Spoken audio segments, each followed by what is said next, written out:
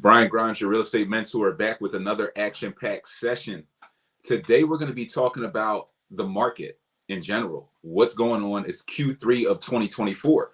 So if you've been on the sidelines waiting, not diving into the market, not getting experience, half the year's gone.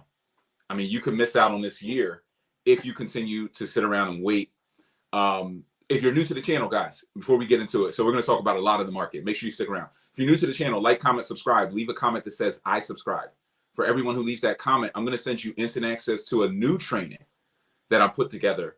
It'll be ready in about a week, but I'm going to send you the first ticket to that. So definitely drop that comment, like, comment, subscribe, share the content with somebody else who you want to get value. If you are interested in any of our programs, we have the Boots on the Ground program where we find, finance, rehab, tenant, and manage properties for you. DM me, Boots on the Ground. Reach out, email me, text me, Boots on the Ground. We only have I think we only have one spot available right now, but one might have opened up, so maybe two. So a couple of spots. We're only helping usually 2-3 people a month to get properties. We're going to go out, find deals for you, build houses for you. 10 of them, manage them, make sure they're cash flowing for you. So we're going to tee you up, but we can't help everybody is the bottom line. So if you're interested, definitely reach out. We had the real estate ride along. A lot of you guys missed the last one and you want to get tapped into this one. If some of you have seen the last post I dropped where Phil, he tapped into the ride along, he got the value there, and then he got his deal. He got a triplex. So that can take a lot of the fear out and get you guys started a little bit sooner. If you want hands-on real estate experience, tap into the next real estate ride-along Saturday, August 31st. There's limited seating, so that will sell out. So if you want to get in, and you'll get course content as well. And let's flow, guys. Let's just keep flowing. If you have any questions, comments, drop them in the chat section. Drop them in the comments section. The mindset for today: you must face your fear in order to overcome it. So the solution for a fear of real estate is to do a deal. So I've been getting a lot of people reaching out. Brian, I'm feeling stuck. I'm feeling afraid of the market. I don't know what the market's going to do. And we're going to talk about what the market's going to do today.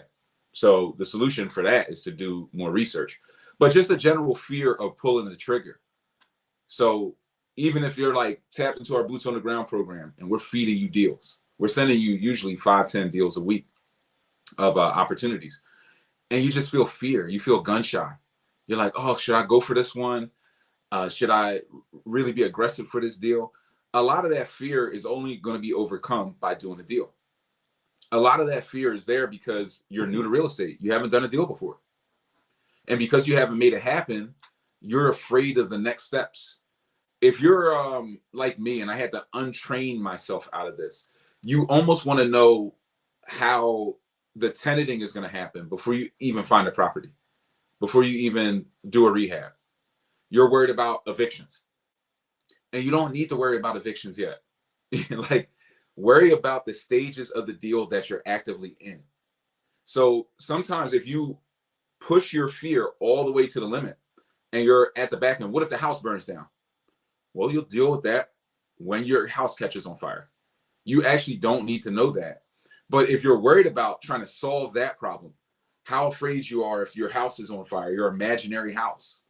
You can't solve that problem in your head. It doesn't exist. It's an imagined problem. In reality, if the house caught on fire, there's a lot of things you could do.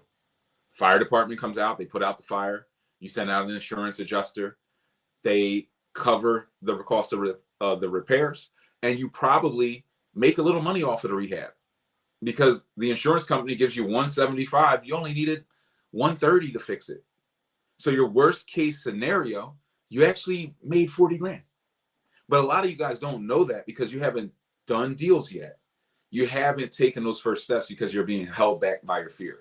The solution to overcome your fear is to face it. How you face it in real estate is by doing a deal.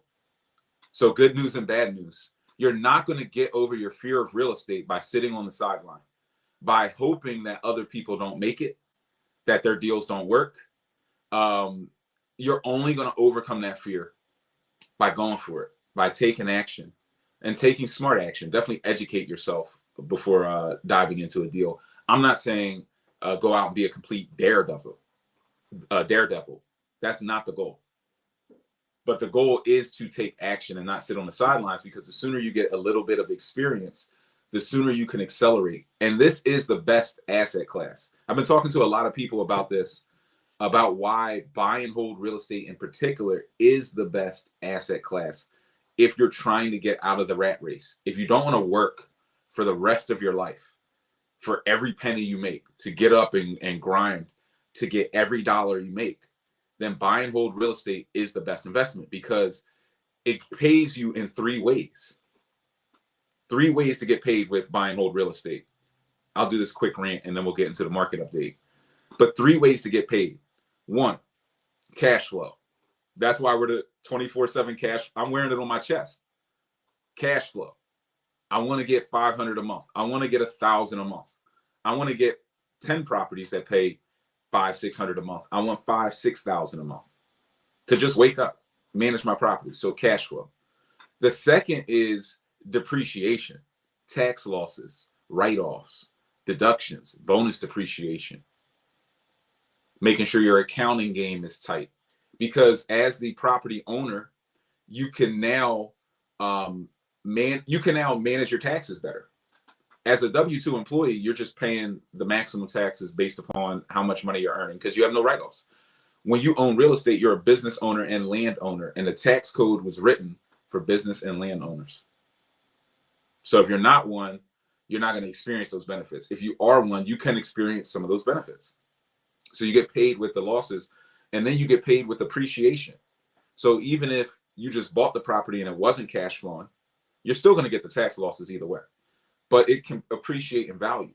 We're going to talk about some of the appreciation, but overall, the entire market in the last 5 years has appreciated 57% in the last 5 years. So 57% while cash flow, while tax losses. 3 ways. Name another asset class that pays you in those 3 ways at the level that real estate does, with the leverage that real estate allows you to leverage and utilize. That means you can go out and get, like, I'll connect you with 100% lender, somebody who would give you 100% of the capital to purchase and renovate. You just pay the closing cost friction, but they're giving you 100% of the capital. So you're now investing in a market where there's this asset class that pays you in 3 ways, and you can get 100% leverage to control it. And while you're controlling it, it can do things like appreciate 57%. And part of that was into a high interest rate environment. What do you think is going to happen when rates go down? That 57% is going to turn into 100%. Some of you don't believe that, but that's the reality of the situation. Like, it's crazy. So let's get into the numbers, guys. If you have questions, drop in the chat section, drop into the comment section, and we'll go through them. And DM me if you're interested in any of those mentorship programs. We also have the Inner Circle program. If you're not ready to dive into boots on the ground, you're maybe like, I can't make it to the ride along, but you just want all of the knowledge that I've acquired over the last decade. Everything I learned, all the trials and tribulations, getting burned by contractors, dealing with lenders, dealing with evictions, dealing with tenants, dealing with co-living. It's all programmed into the VIP course content. And then we meet Wednesday nights. It's a private group. So you'll get access to that. And that Q&A is crazy. The last Q&A, 3 people came on, and they're doing deals from all over the country. And they're like, Brian, I just got the deal off the auction. And you get to understand their process. A lot of you have a lot of those entry-level questions like, hey, how do I go to the auction and navigate that? You're going to hear a lot of that because we're going through it live every Wednesday night. But those are private calls, so you're not going to see that on the YouTube lives. So if you want access to that Inner Circle, tap in while it's cheap. It's on a discount, and there are some financing options too. So while it's cheap, tap in, because things just like houses appreciate. The cost of this game, it appreciates over time. It appreciates over time. So definitely tap in while you can. And the value of it, if you want to upgrade into boots on the ground or something like that later, you can do that. Let's get into this thing, and then we'll stop for some questions. I really like this New York Post article. The number of U.S. homes for sale and let me flip around. I'm going to flip around the IG so you guys can see some of this. Try to tap you guys in a little closer. There you go. The number of U.S. homes for sale is slowly returning to normal, an incredible trend, economists say. Here we go. The biggest eye catcher for me is the fact that inventory is rising sharply, says Realtor.com senior economist Ralph McLaughlin. There are 35.2% more homes on the market than this time last year, an incredible trend in the direction of normality. So that's interesting. That's actually very interesting, because what he's trying to say is like the market, the problem with the real estate market in the last 2 years, why people have been freaked out, it's not just that rates went up. Rates going up is not that big of an issue overall, because the market will chase it. As rates go up, rents go up, and different things will offset that. But the rates went up so fast that it shocked the market. So now you have a lot of people who would sell their home, but rates doubled so fast that the financial impact, like mentally, because it happened so fast, it's like, damn, I would have only had to pay $2,500 a month. Now I got to pay $3,500 a month. I don't want to do that for my next home. So they're not selling because they don't want to have to buy in at the higher rate. So the inventory, the supply has been low. But what we're starting to see, as rates are trickling down, they don't have to go down as far as you think. As they get sub 7, once they get into the 6s, you're starting to unlock inventory. So inventory is actually increasing to we'll call it 2020 levels. And we know what 2020 is. So pre-2020 levels. And that is a return to normality. So as we see this, that means that it's going to become easier for you to invest overall. So that's what it means to you. If there's more supply on the market, more options of properties that you can buy, that's more supply on the auctions, because foreclosures are happening again and coming to fruition. So you have more properties at auctions, more properties on the MLS, more people looking to sell to wholesalers. So if you're learning about some of those things like creative financing, how to invest without cash or credit, more opportunities will be coming to you, because more people are going to be moving and shaking with deals. There's just going to be more. So this is a good sign. This is a really good sign for the market. It doesn't mean properties are going to get cheaper or rates are going to go down any faster. But as long as supply is coming back, as developers, if you're interested in the BRRRR strategy, which is what we do in the Boots on the Ground program, where we find finance, rehab, tenant, and manage the properties for you. But in that rehab piece, we're trying to find deals that are pennies on a dollar, that we can buy for 30 cents on a dollar, and then renovate, put 80 grand into them, turn them around, and force the appreciation. Pretty much build sweat equity into deals. Having more volume of deals on the market makes it easier. So if you're already having success now, like I got people in our Boots on the Ground program, they just picked up freaking 4 deals in like 40 days. It's crazy. Other guy, 2 deals, 30 days. It'll happen for people at different speeds and different times, right? But the market's getting easier. So that means, you can go out and just snipe 5 deals in a month in a very balanced market if you're playing this BRRRR strategy game. So it's going to pick up. So this is a unique time because supply is increasing, but rates haven't dropped yet. As rates fall, supply is going to come tumbling on the market to a degree, maybe to a level where there's like a fire sale on pricing of properties that need rehab, not on the entire market. And that's important it's a tough distinction. I almost would need to do a separate session on it so that you guys can understand the different levels of the market: the top end, the flip end, the high end rental, the mid end rental, and then the low income rental. So there's different levels to it. There's different levels to it. But on the low end, if the low end is underpriced or people are fire selling on the low end, that doesn't necessarily impact the high end. It's not like the high end just falls out. The high end will stay there.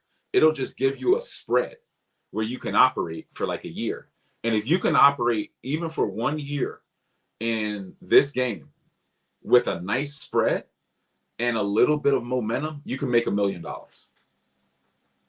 Really, like anybody, you could do it with the right, if you had a construction crew, knowledge, a system, like a couple lenders, wholesalers, you'll have kind of everything built out. But if you have all that in place and you just get a nice window of opportunity with the market, boom, you can grab a lot of value. You could do 20 deals.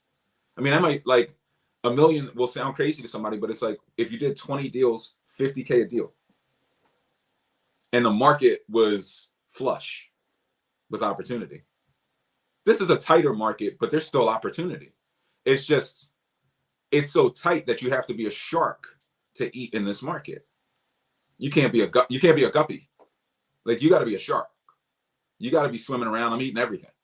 And you have to have speed and systems to compete in this market, which is why it's so important to educate yourself. If you're just getting started, you better get educated, because people are not playing around in this marketplace.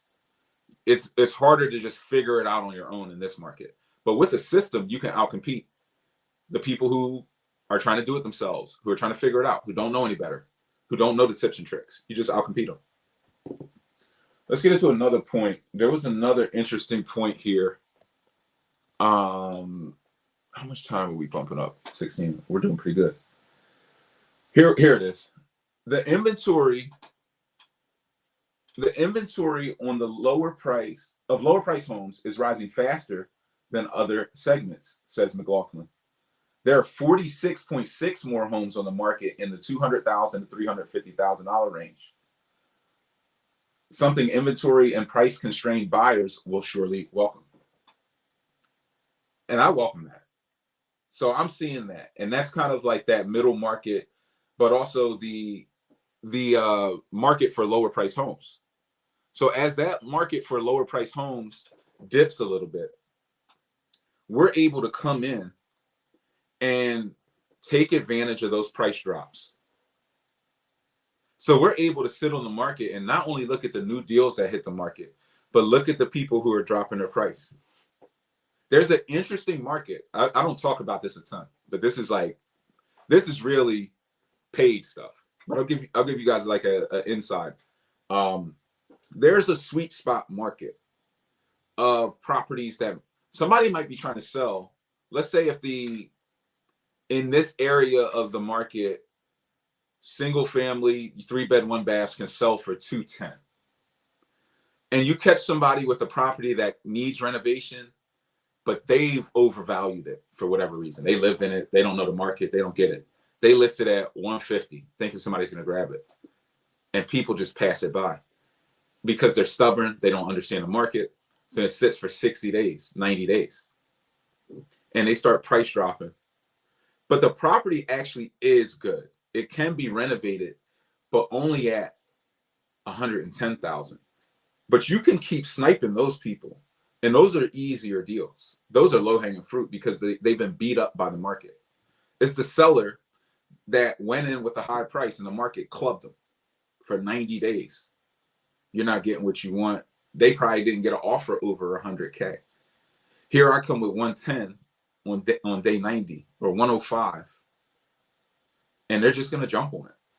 So as you're doing your market research and understanding the top end, the mid end, the low end of the market, you will also start to get into the psychology of the market and when you can approach sellers after they've been beaten down versus trying to do the beating yourself.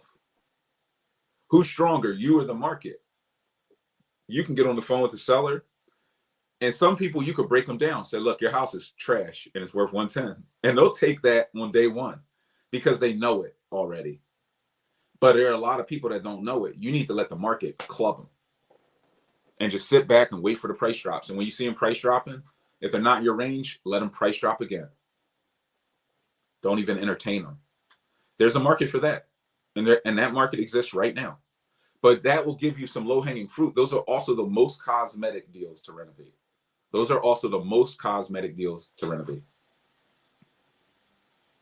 So that's like, that's a good scenario. So if you go after those deals exclusively and you grab 5 of those a year, easy rehabs, $2,500 a month. $2,500 a month. Somebody said, poor baby seal. You got to be a shark in this market. You're floating around as a guppy, you're going to get crushed. They talk about rates. I'm just diving through this article. They talk about rates a bit. Rates are going down. I mean, the projection is that rates are right now, they're in the high sixes, 6.99. And then they'll drop down into they'll go back to 7.2. They'll keep floating. By the end of this year, it'll probably be around 6.5% is the projection, which is better. It's going to unlock more inventory. You're going to see, at some point, you're going to see inventory jump 100% year over year. And then the guys who, like me, who are already in the game and have all the resources, are just going to pounce. 30 deals, boom, easily in a year. So you'll see that, but rates will end at 6.5%, and then they'll probably keep going down after the election. After the election, they'll probably go lower once the market settles and you see who's depending on who wins. I'll say the market could go lower, or depending on who wins, rates could just kind of stay here. And I think even if rates just stay here, you're going to see the people once they have a point of clarity. So even a seller who's like, I don't want to buy in at 7% rates, if the market starts saying, the Fed gets on there like, yo, we're just going to stay at 7, we're going to be right around here for the next 3 years. So buckle up. They're going to just sell now. You're going to see inventory come back onto market, even just with that certainty.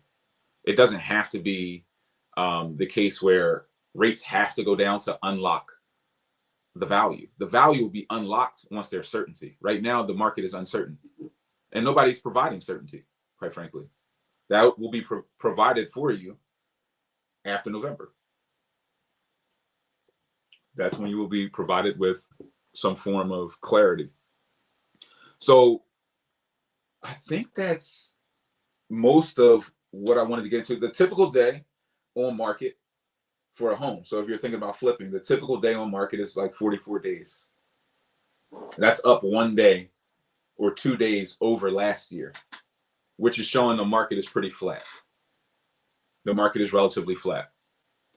So that is your market update for Q3 of 2024. We might do another one towards the end of Q3. So I hope that helps. We'll jump into some questions. If you have any questions, comments, drop in the chat, and we'll jump into a few before we wrap this up.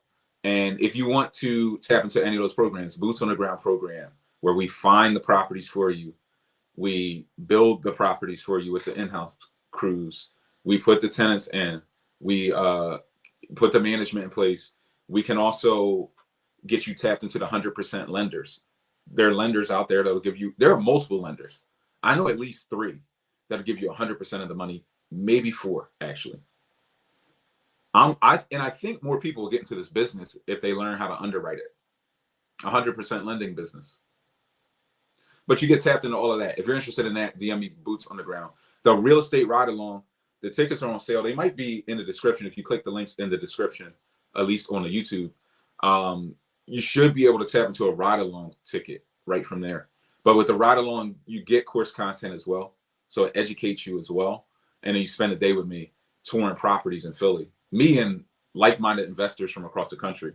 So to a degree, and as you guys will see, if you tap into the inner circle and you start to meet the people, some of these guys they're very advanced. I think we don't watch ourselves, right?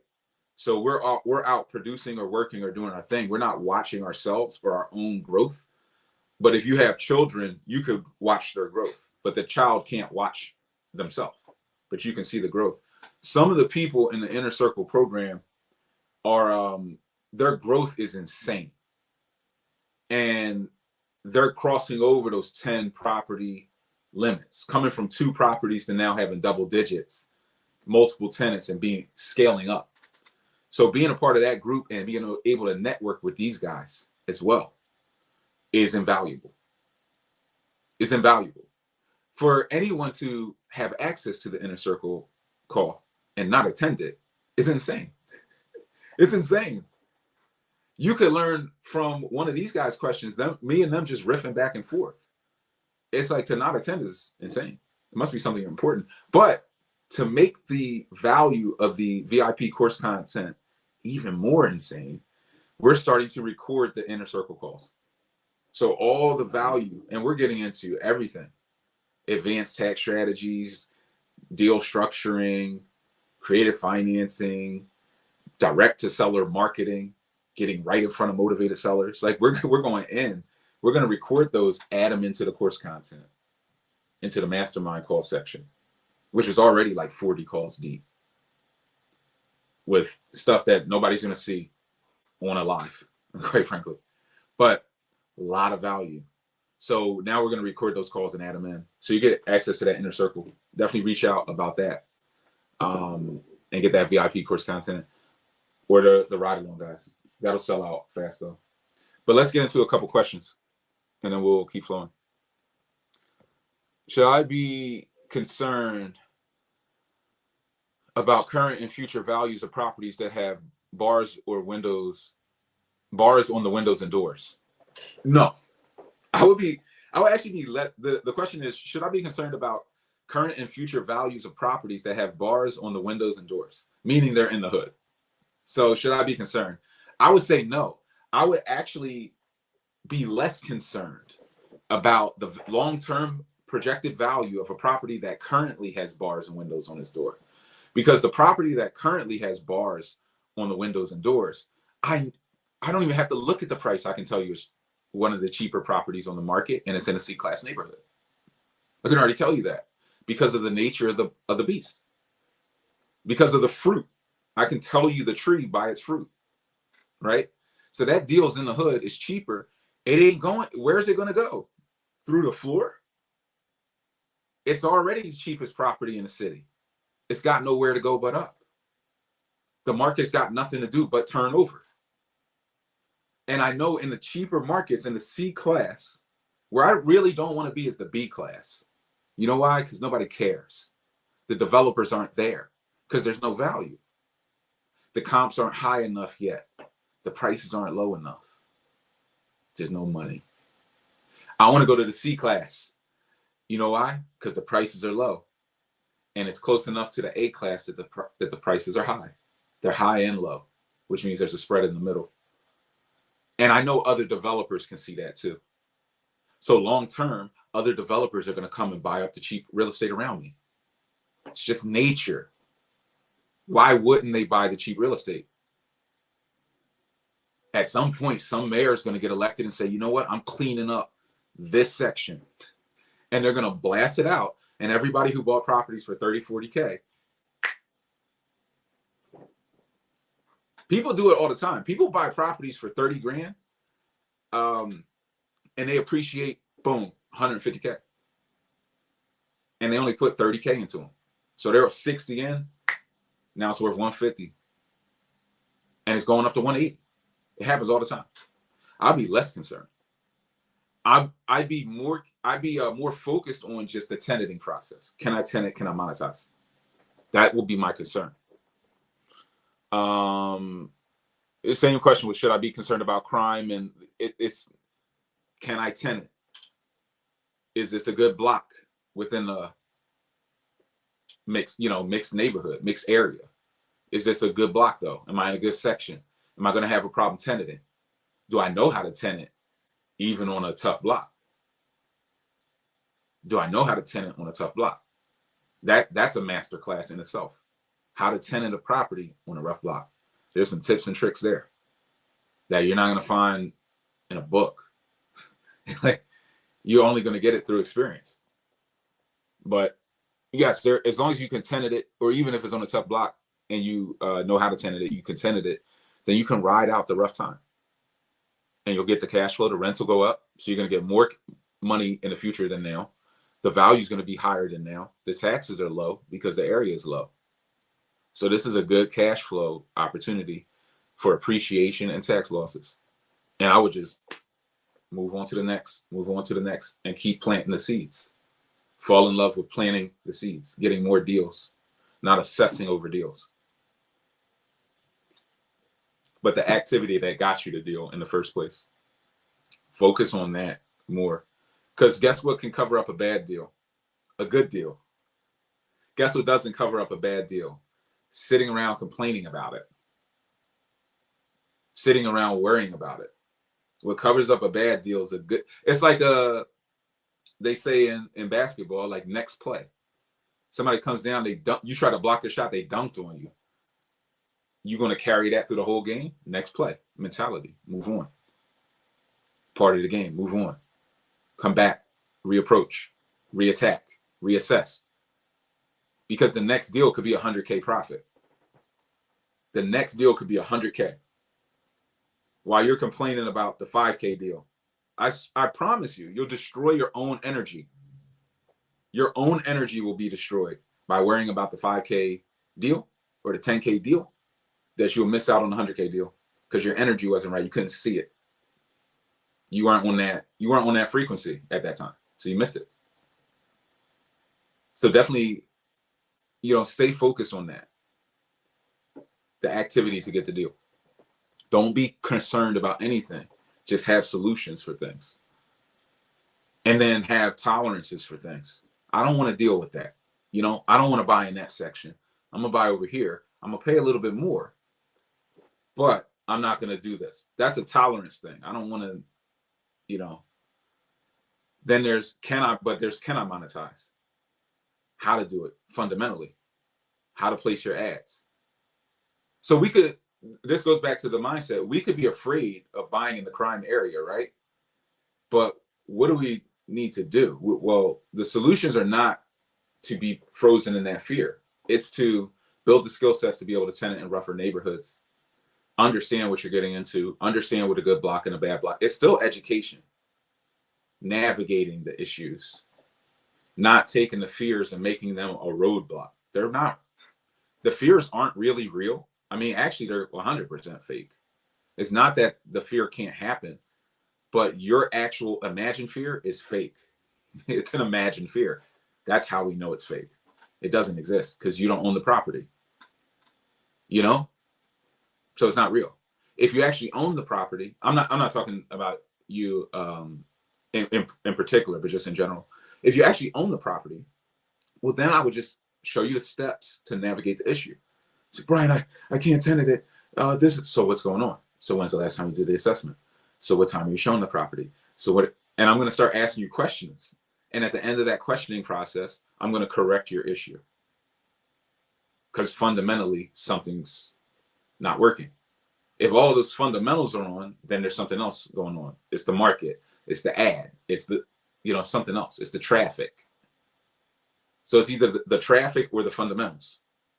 But traffic plus fundamentals equals monetization. But fear has nothing to do with it. Fear is only there to show you that you need to face it to accelerate in real estate. That's what it's there to show you. Whatever you're afraid of about doing a deal, that is there to show you what you need to overcome to do a deal. What's holding you back from doing a deal. And that's it. It's not showing you that you shouldn't do a deal because XYZ could happen. It's showing you that you need to go deeper into that fear. Go face that thing. Go look at it and figure out the solutions to work around it.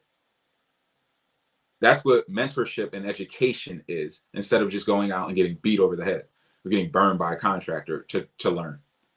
It's actually going and facing the fear. Mentorship, to a degree, is a way of facing the fear. Because now you can come and bring your fear question to me, and I can address it in a way that shows you how to circumvent your fear. So now you don't have to be as afraid of it, do you? Because it shows you how to circumvent it and reduce the likelihood of it happening. It's like a flu shot for real estate. Here, boom. Now you're less likely to get sick. And real estate sick is a general contractor runs off with 20 grand. So getting educated is like a real estate flu shot in that sense. I'll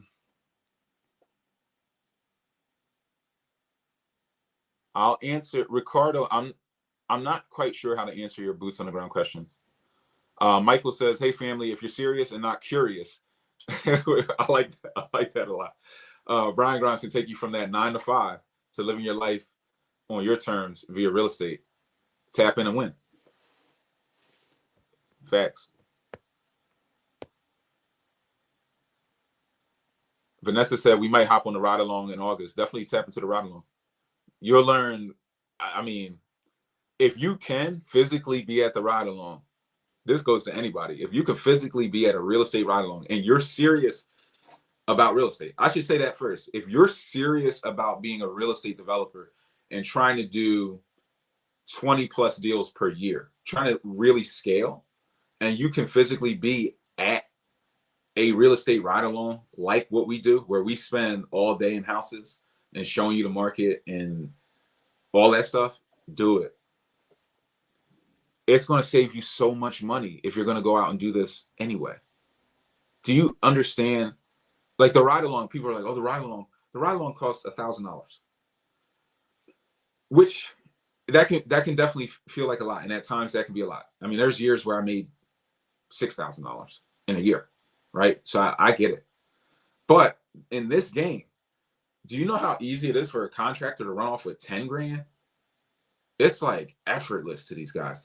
So if you don't want to lose and go through all that pain, you got to tap in and learn, like hands-on, because some of us learn better hands-on. So definitely do that ride along. The value you get if you're going to do this game anyway and go out is, I'd have to question your seriousness level, like by not taking advantage of it to a degree. Like I'd really have to question that. How many years does a C-class property neighborhood typically take to mature into a B-class?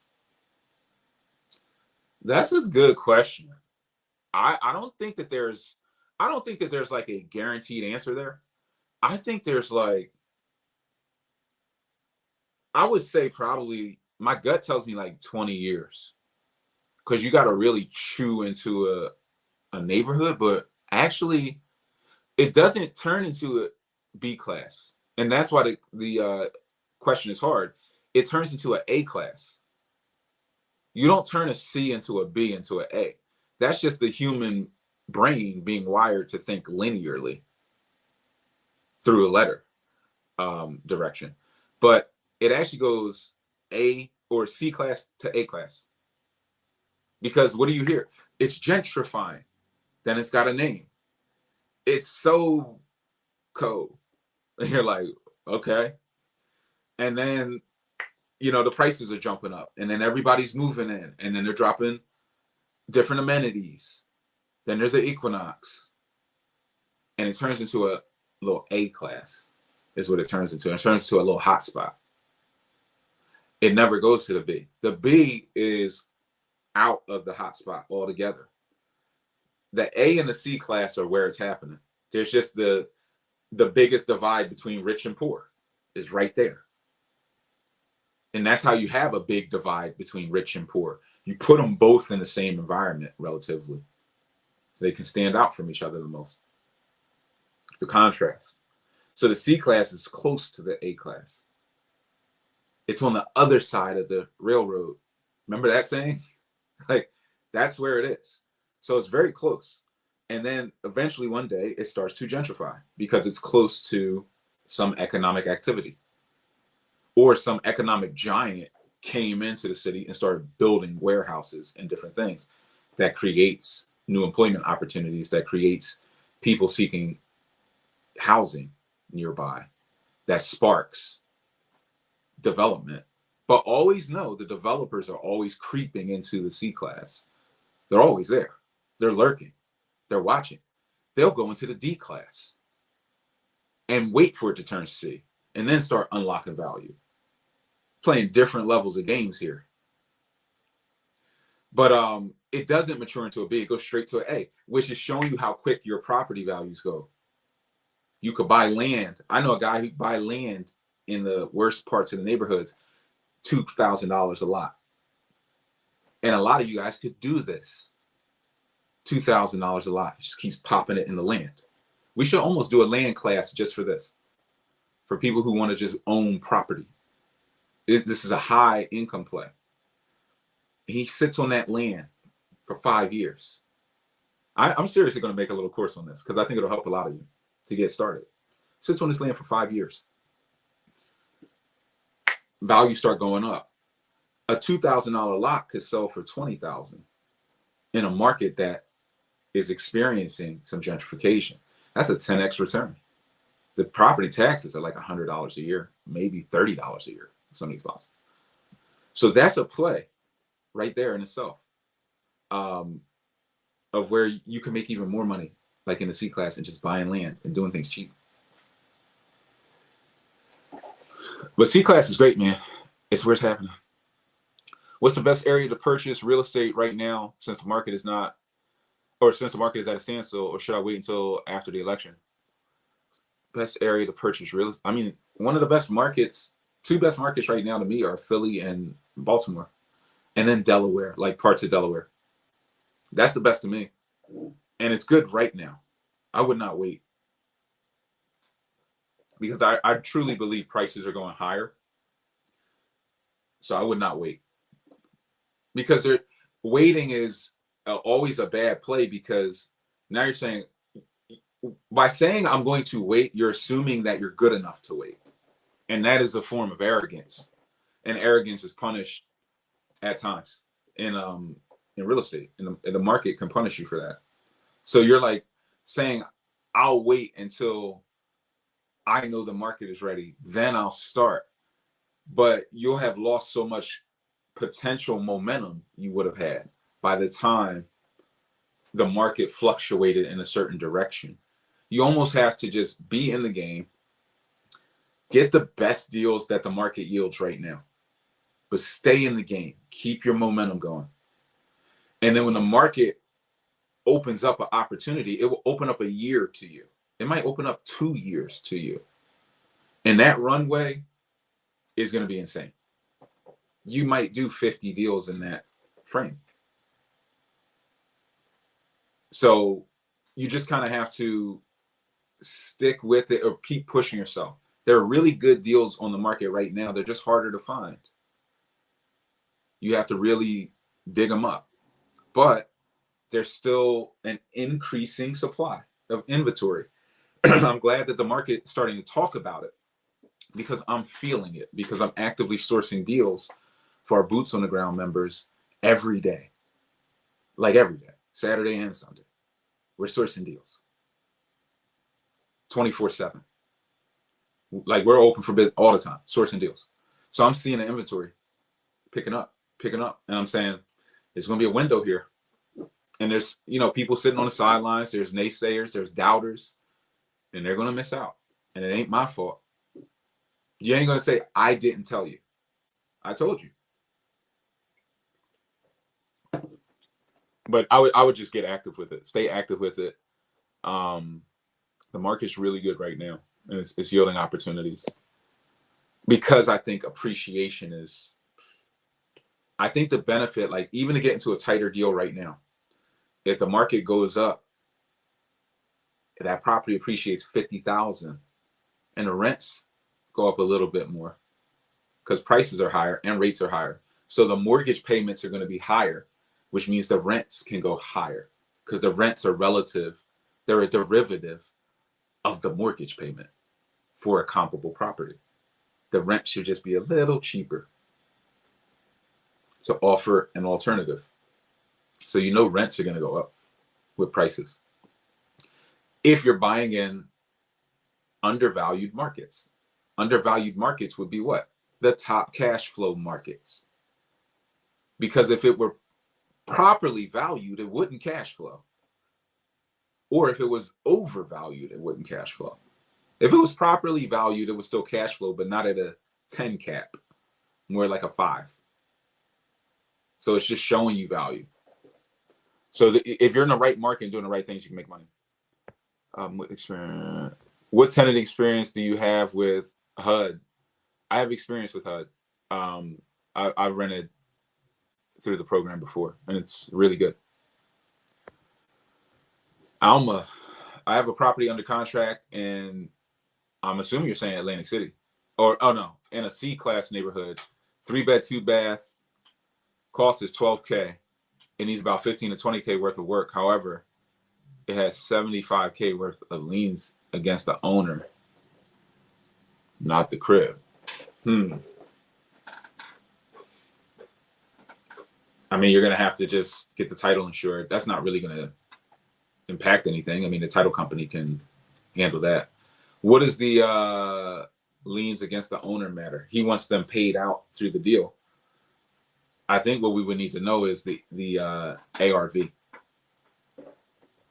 Is this something I should be concerned about if I choose to move forward with the purchase? I don't know. Do you need to pay off the loans? And then what's the after repair value of the property? What is the spread? Is there a profit here still if you pay off all these loans? You can clear it out. If there's profit, there's profit. Every deal is good as long as it's profitable to a degree. But profitable, you have to factor in profit appropriately. You have to understand the tax losses value. You have to understand the appreciation potential. You have to understand equity in that's real, because you can get lines of credit against that, even if it's a rental property. So you have to understand an equity buildup. So you might say, oh, I got 10 grand tied in that deal. Well, did you have 90K of equity now that you didn't have? That's value. That's net worth. You can build wealth with greater net worth and greater assets. You become more attractive to a bank. So there's value to all of it, to a total deal on top of cash flow. You have to understand it all. My fear is that there's not enough room. No such thing as linear. Terrence Howard, facts. 1 times 1 is 2. No, what is? Yeah. 1 times 1 is 2. Terrence Howard.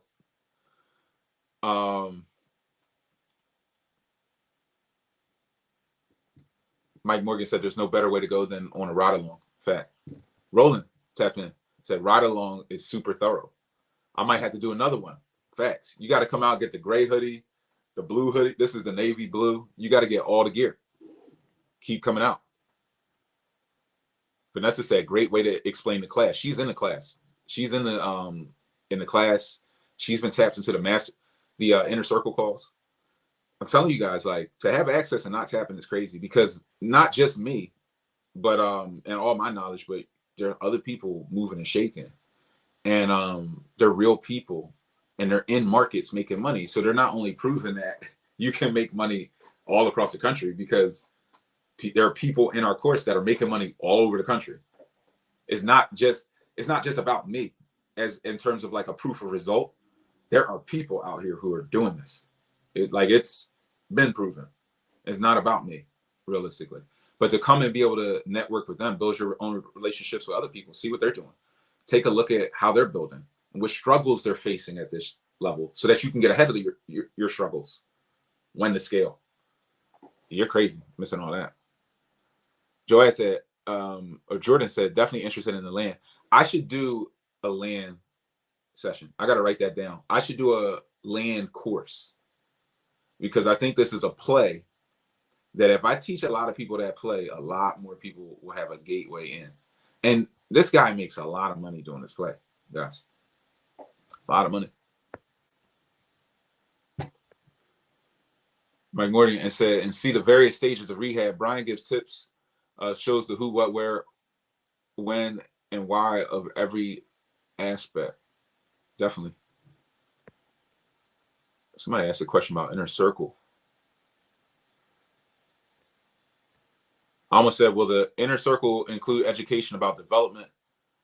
I would like to learn more about real estate development. Yeah, it's going to teach you how to build over 100 houses a year. It's going to give you a heavy dose of development and what to look out for. But more than that. So it's giving you that, but it's also giving you mindset. It's also giving you how to scale up and save money, how to avoid being burned. It's giving you a lot, but also going to teach you how to, GC your own projects and take control. Because that's what I had to do when I got burned by GC. I had to assume control. Just why I said, hey guys, can I do creative finance in Philly? I know you answered this without being, yeah. But as a wholesaler, if you start trying to wholesale in Philly, there's like a license for that now. Just why I said Philly is the Mecca. It really is. But a lot of people don't get it. A lot of people don't get it. They think you're just making it up. But Philly it's a gold mine. It's definitely a good area for a lot of people to tap into. Say, Alma, where are you investing? I almost think about Philly. But I forget what that deal is at.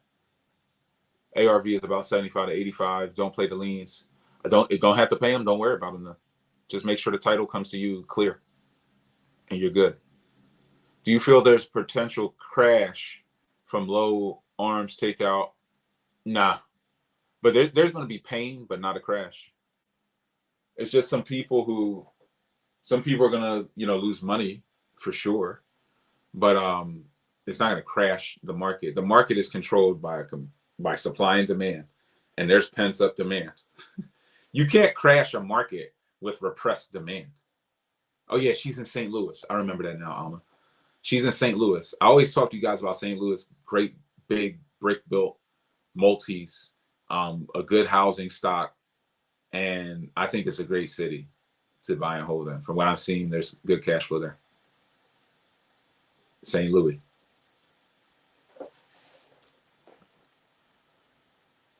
Yeah. Ricardo, you just gotta just text me or DM me, and I'll send you the link. I mean, you're on the mailing list, but I'll text it to you.